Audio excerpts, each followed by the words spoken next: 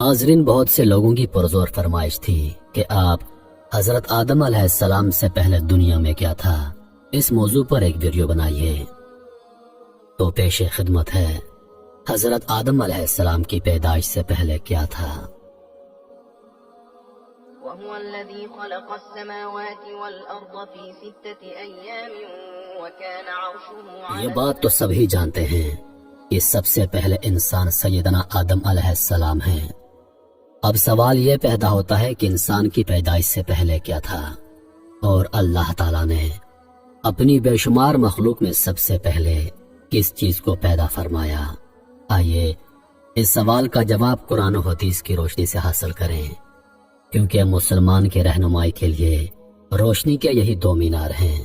جناب رسول اللہ صلی اللہ علیہ وآلہ وسلم نے ارشاد فرمایا، میں تمہارے درمیان دو چیزیں چھوڑ رہا ہوں، جب تک تم ان کو پکڑے رہو گے، یعنی ان پر عمل کرتے رہو گے، تو تم ہرگز گمراہ نہ ہوگے۔ ایک اللہ کی کتاب یعنی قرآن مجید، اور دوسرا رسول پاک صلی اللہ علیہ وآلہ وسلم کی سنت مبارک۔ لہذا ہم سب سے پہلے قرآن کریم کے رہنمائی حاصل کرتے ہیں، جیسا کہ ارشاد باری تعالیٰ ہے، اور وہی ہے جس نے بنائے آسمان اور زمین 6 دن میں، اور اس کا فرش پانی پر تھا۔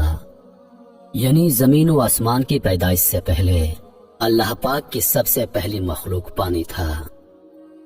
ایک اور جگہ اللہ پاک ارشاد فرماتا ہے، اور پانی سے ہم نے ہر جاندار کو پیدا کیا۔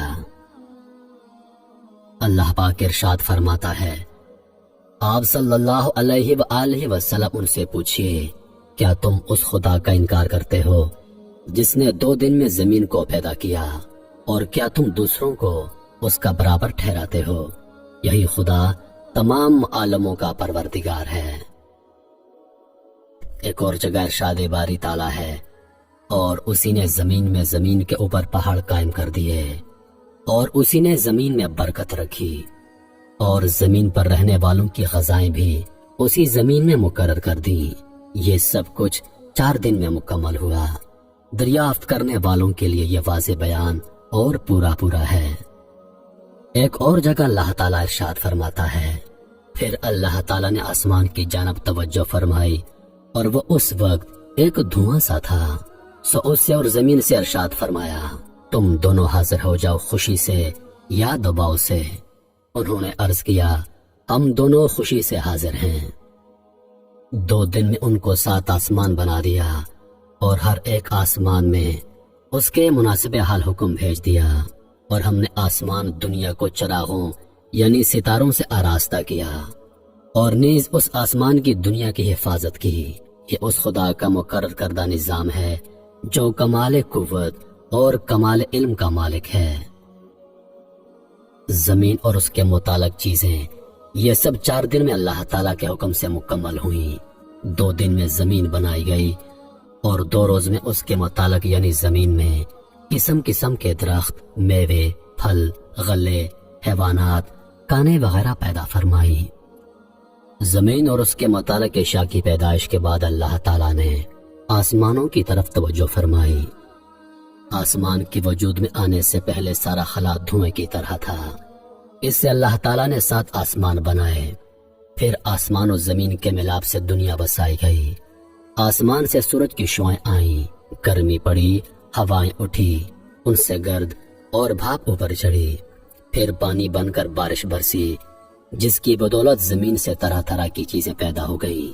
زمین و آسمان کے متعلق یہ سب کام اللہ تعالیٰ نے 6 دن میں مکمل فرمائے، جیسا کہ اللہ تعالیٰ ارشاد فرماتا ہے، بے شک تمہارا رب اللہ ہے جس نے پیدا کی آسمان اور زمین 6 دن میں۔ اس کے بعد اللہ تعالیٰ نے زمین پر پہاڑ قائم فرمائے۔ اللہ تعالیٰ نے جب زمین کو پیدا فرمایا تو وہ حرکت کرنے لگی۔ اللہ تعالیٰ نے پہاڑوں کو پیدا فرما کر زمین پر رکھا تو زمین کی حرکت بند ہو گئی۔ اللہ تعالیٰ نے جب زمین کو پیدا فرمایا تو یہ حرکت کرنے لگی، اور اللہ تعالیٰ نے اس کی حرکت کو روکنے کے لیے پہاڑوں سے میخوں کا کام لیا۔ اگر اللہ تعالیٰ یہ انتظام نہ فرماتے تو زمین ہمیشہ حرکت کرتی رہتی۔ ذرا تصور کریں کہ کسی جگہ جب زلزلہ آتا ہے اس وقت کیا حالت ہو جاتی ہے۔ جس کو موقع ملتا ہے تو لوگ جان بچانے کے لیے گھروں کو چھوڑ کر جنگلوں بیابان میں نکل بھاگنے کی فکر کرتے ہیں، اور اکثر تو ایسا ہوتا ہے کہ بھاگنے کا موقع ہی نہیں ملتا۔ لوگ سوتے سوتے لقمۂ اجل بن جاتے ہیں۔ اگر اللہ تعالیٰ زمین کی حرکت روکنے کے لیے پہاڑوں کو اس پر قائم نہ فرماتے تو کیا ہوتا، اس کا تصور آپ کر سکتے ہیں۔ یمن کے کچھ لوگ رسول اللہ صلی اللہ علیہ وآلہ وسلم کی خدمت میں علم دین سیکھنے کے لیے حاضر ہوئے۔ ان لوگوں نے آپ صلی اللہ علیہ وآلہ وسلم سے دریافت کیا کہ اس عالم کی ابتدا کیسے ہوئی۔ رسول پاک صلی اللہ علیہ وآلہ وسلم نے ارشاد فرمایا، دنیا کے وجود سے پہلے صرف اللہ تعالیٰ کی پاک ذات تھی، اس سے پہلے کچھ بھی نہ تھا، اور اللہ کا عرش پانی پر تھا۔ اس کے بعد اللہ تعالیٰ نے آسمان اور زمین کو پیدا فرمایا اور لوح محفوظ میں ہر چیز کو لکھ دیا۔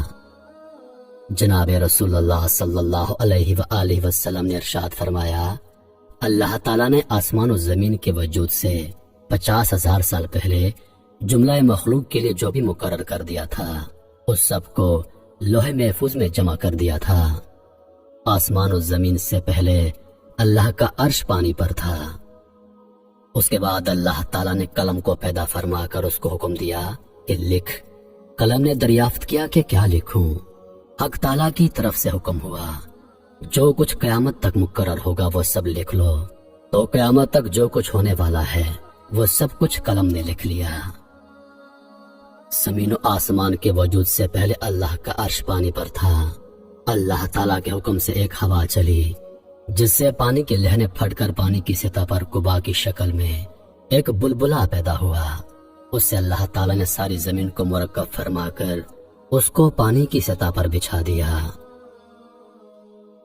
محترم عزیز دوستو، جو کچھ بیان ہو چکا ہے اس سے ایک عام آدمی بھی سمجھ سکتا ہے کہ اللہ تعالیٰ نے زمین و آسمان کو کیسے پیدا فرمایا اور حضرت آدم علیہ السلام سے پہلے کائنات میں کیا تھا۔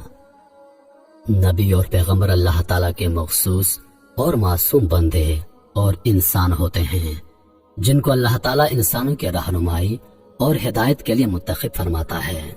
جو گناہوں سے معصوم ہوتے ہیں اللہ تعالیٰ کے احکام بندوں تک بلا کمی بیشی پہنچاتے ہیں، کسی حکم کو چھپاتے نہیں۔